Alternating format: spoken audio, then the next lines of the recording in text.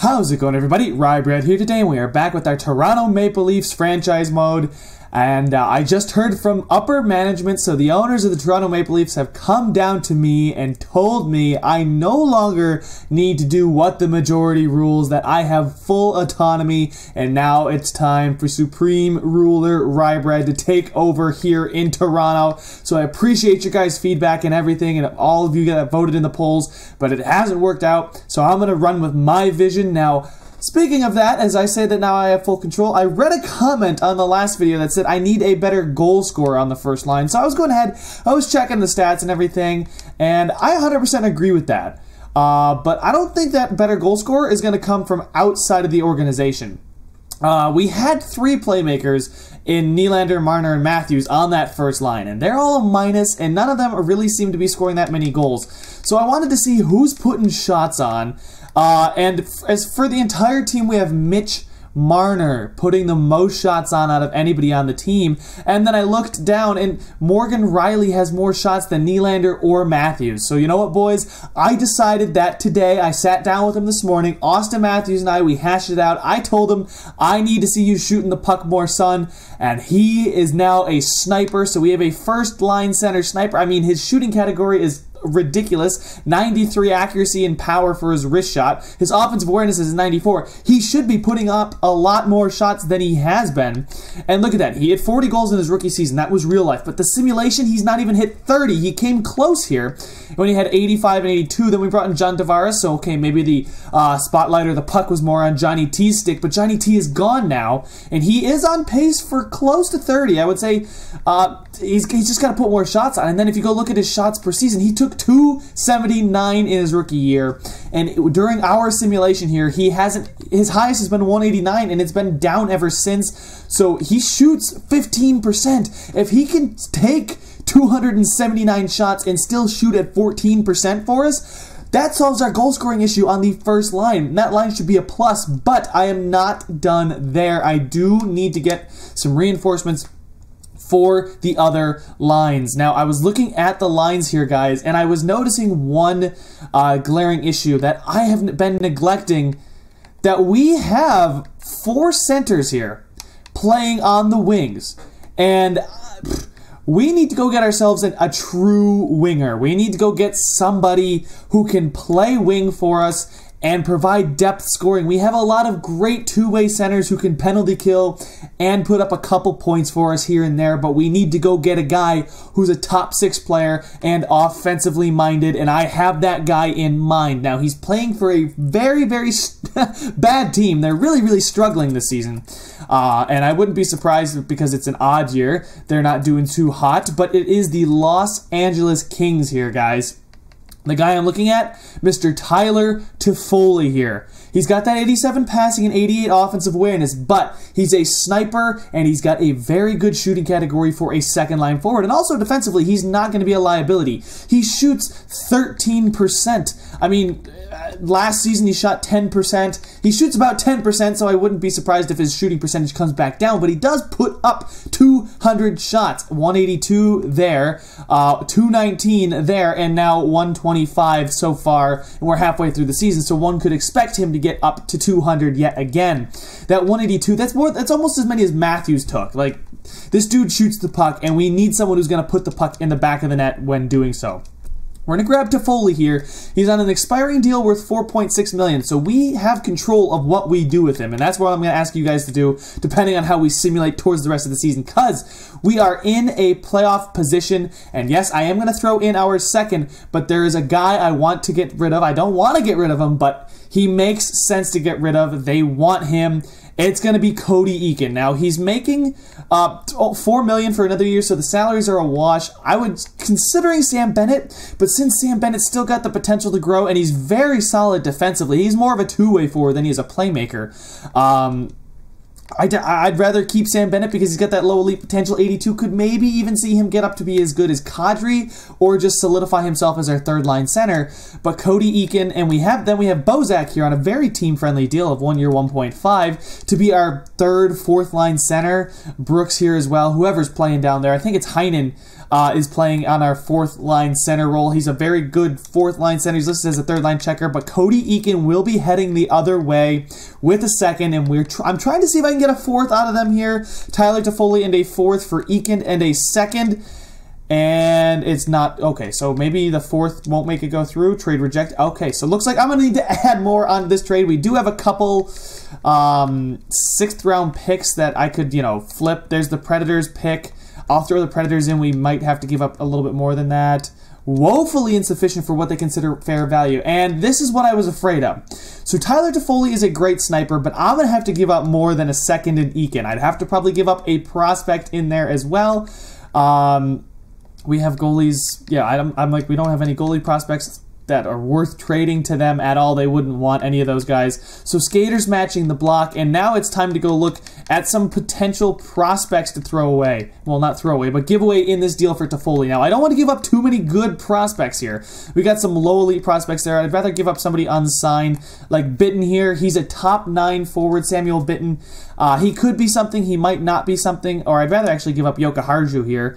I'll throw him in there, and then we'll also look through here. Card will only be there if it's absolutely necessary. Joka Harju, Eakin in a second for Toffoli, and woefully insufficient. So, yeah, I would probably have to give up more. So I was also looking at another guy. He doesn't shoot as much, but he's another very solid winger that they want to give up, and it's on Detroit, Thomas Tatar. Now, I feel like this guy could put in goals all day long. I feel good about having him being our second line goal scorer. Now, he doesn't shoot as much as Toffoli. I was looking at his shooting and his shooting percentage. He shot well last season, but only in the 180s. But he was getting first line ice time. So cutting that down to the second line ice time, he's getting about probably 180 there. He had a good season in his first season here shooting. He only put up 15 goals though, but I could always ask him and transition him to be a sniper for us. Yeah, I think that's pretty fair value. We can maybe get a later round pick back in this deal. I'm going to try and see if we can get a fourth in this deal as well. Rejected, and do I even... Yeah, well, give me a 7 just to sweeten the deal. Sweeten it just a touch. Trade has been accepted, so Thomas Tatar is coming to Toronto. We are trading with the Detroit Red Wings. I know that's you, like... gross, you don't want to do that. And people aren't liking the fact that I traded away Cody Eakin, but Thomas Tatar is now on the team, and they are happy because we traded for a quality player, so he will be on the wing of Nazem Kadri here, who is also pretty good. He's a two-way forward. I just think Thomas Tatar here, I kind of want to make him a sniper, because I think he can do it. He responds well to a firm approach, too. I appreciate that, because that's super easy to take care of then. I mean, to look at his past and call him a sniper, he's a 20 goal scorer. He's a bona fide 20 goal scorer. He's done it multiple times over his career. He's done it once in the simulation here.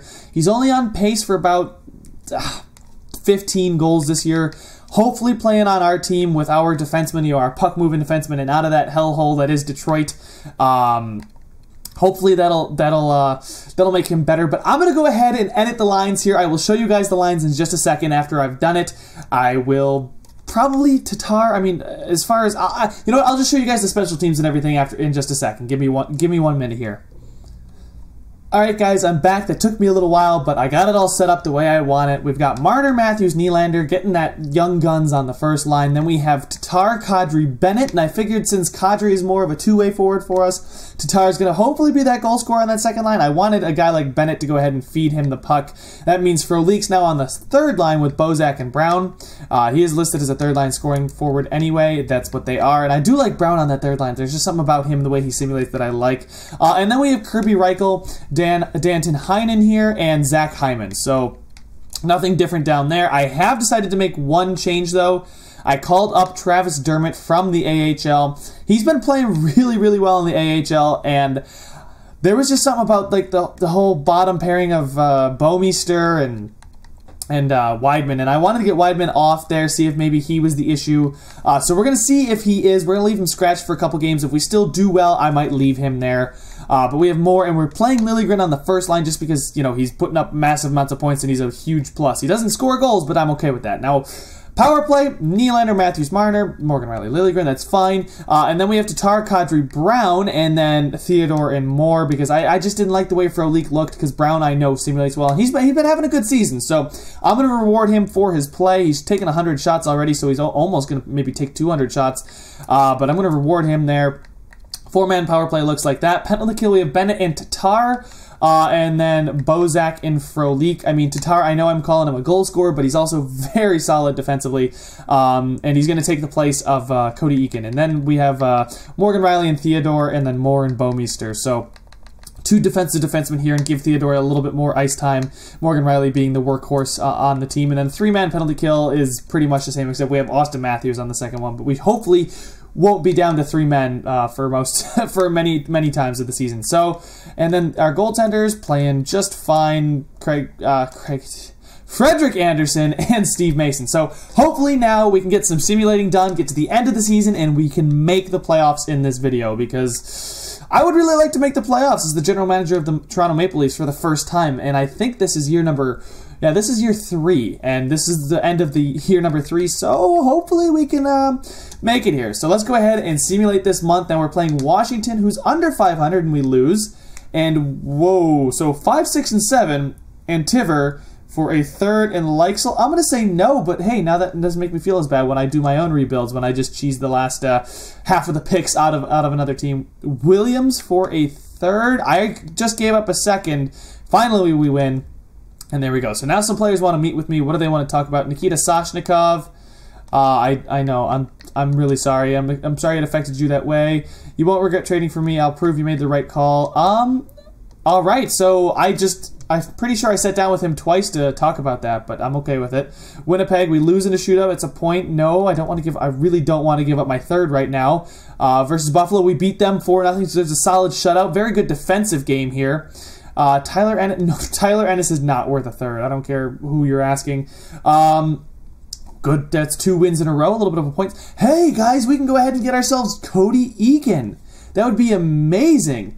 No, not good. Wait, how did the Kings get Cody Eakin? Did Detroit take Cody Eakin and flip him to the Kings for something? We'd have to give up Ty Smith, and that's a no-go. But we get a 3rd. I mean, no, but that's hilarious that the team I wanted to trade Cody Eakin to now is trying to trade Cody Eakin to me. And now scouting assignment, let's see. Where were we in our scouting process here? Have we scouted America yet? No, we have not. Well, not all of America. Let's go ahead and head down to the United States of America. 3 weeks for forwards, why not?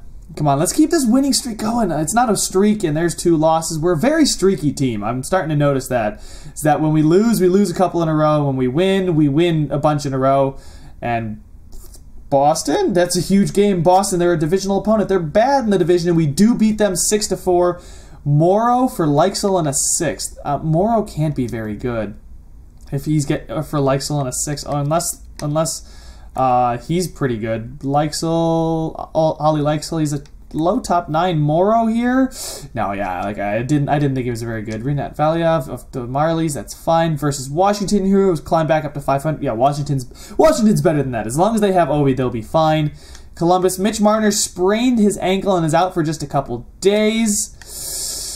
We're not. Oh God. Do I have anybody scratched? We've got Nikita Soshnikov scratched. That's fine. Weidman still being fine there. All right, now it's Thomas Tatar's time to shine. We'll throw Frolik back up there, and I'll put. Oh shoot! There's the whole power play thing. Nikita Soshnikov substitute. Shoot. Plus he's on the. Yeah, so we'll just move Tatar up there, and then I guess I'll throw Frolik on the power play.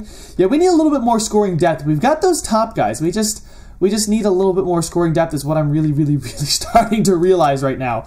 Frolik is loving life here in Toronto, so power play, he's on the 4-man power play as well. Kadri, and you know what, we'll put, I think Kadri and Bennett, right? Or wait, who's, oh yeah, I was going to say Mitch Marner, but Mitch Marner's hurt.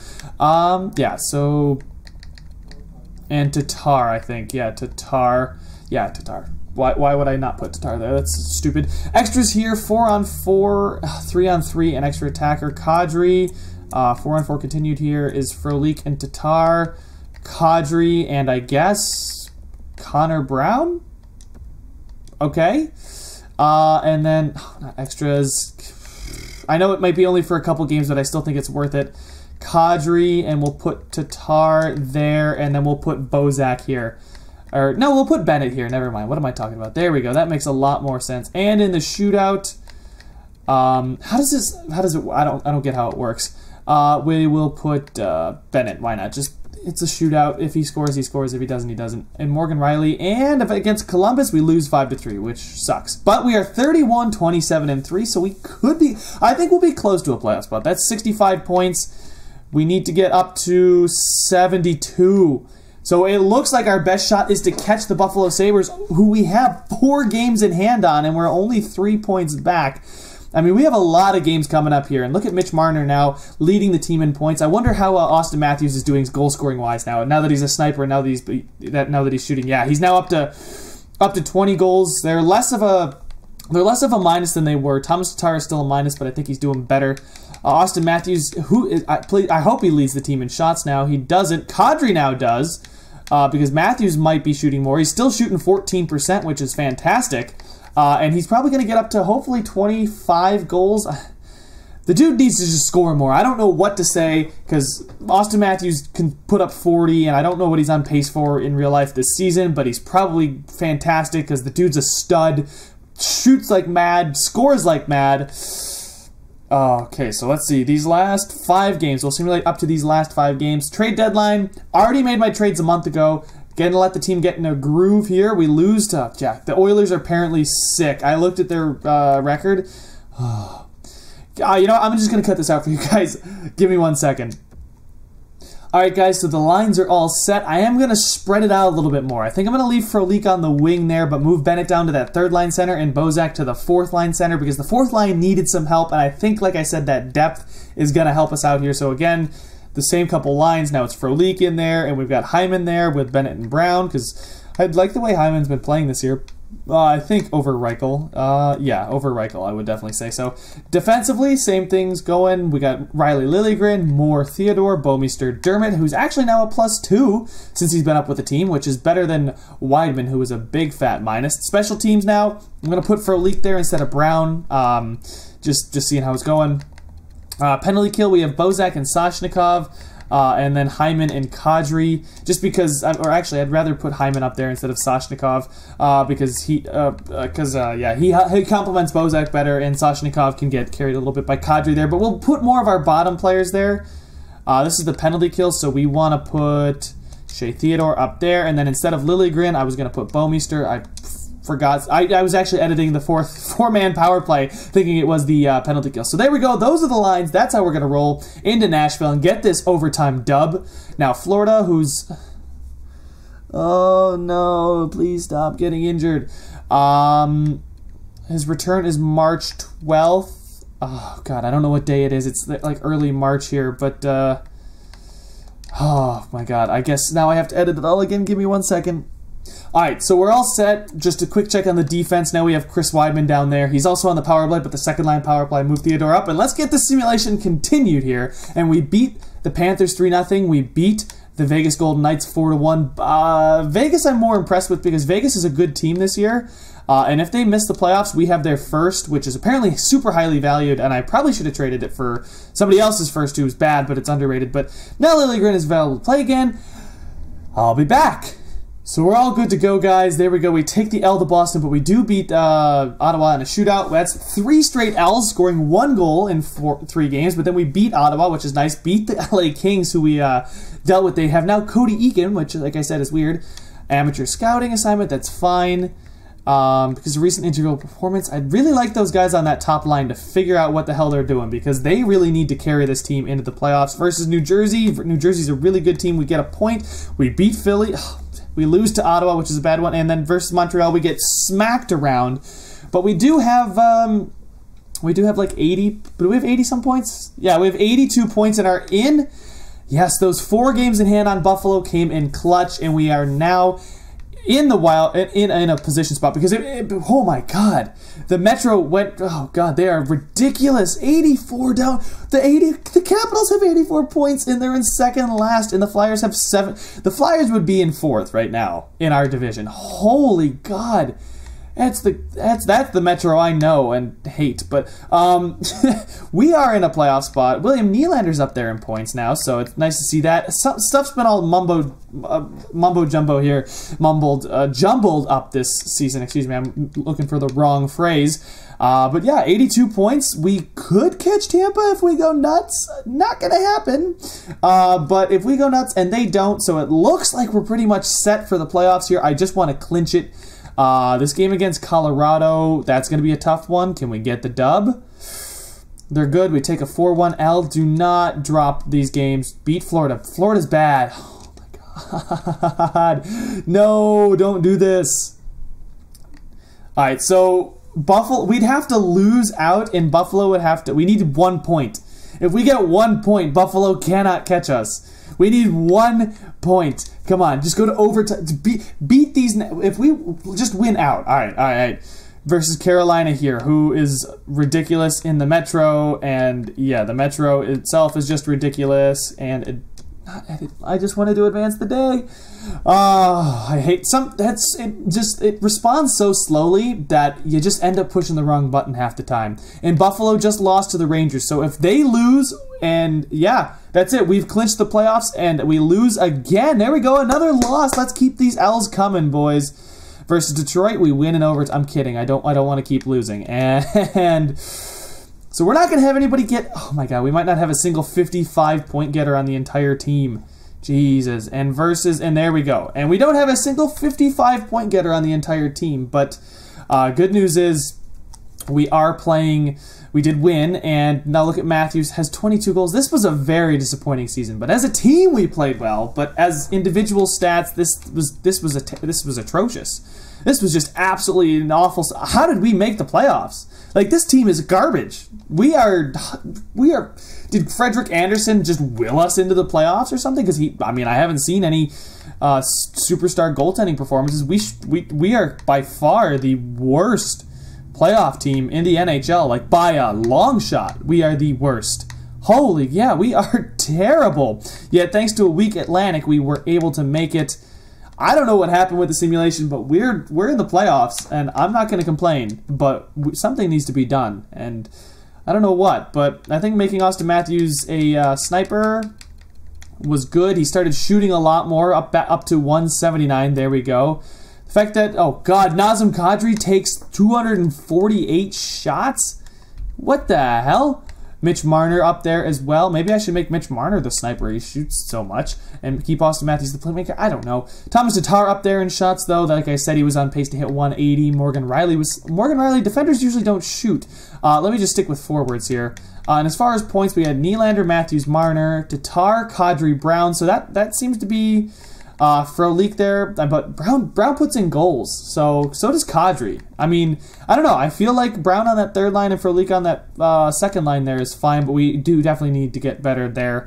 Bozak, Bennett, Hyman. Bennett had an all-right season. Bozak had a pretty good season for what I asked him to do.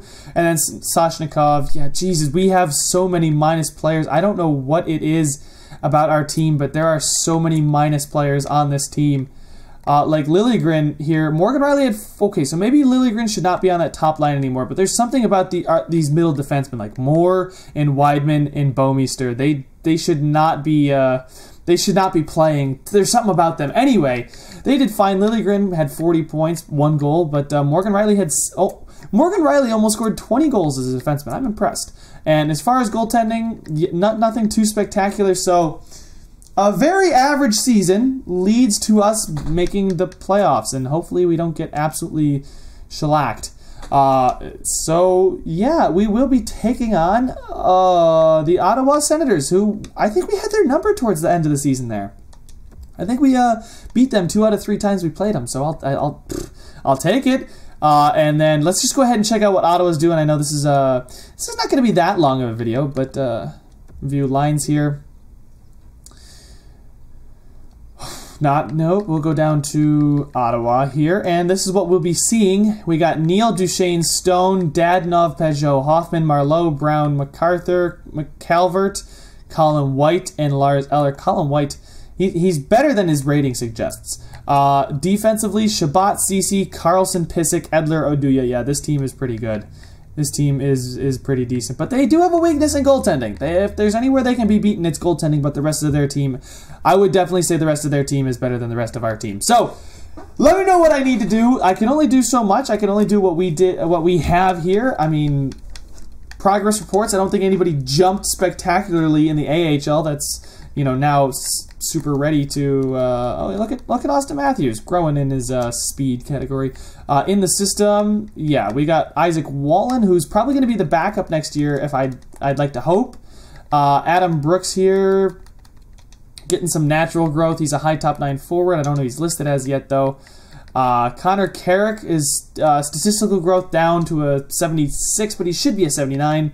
Brandstrom there is growing, so he's up to a 76, which is really nice to see. That could be a defenseman of next season to help us out quite a bit. I think we're realistically 2-3 seasons away from actually being a cup contender, but the more we can make the playoffs and the more we can just give it a go, the better. So thank you guys so much for watching. Leave a like if you enjoyed it. Subscribe if you want to see some more, and I will see you guys in the next one.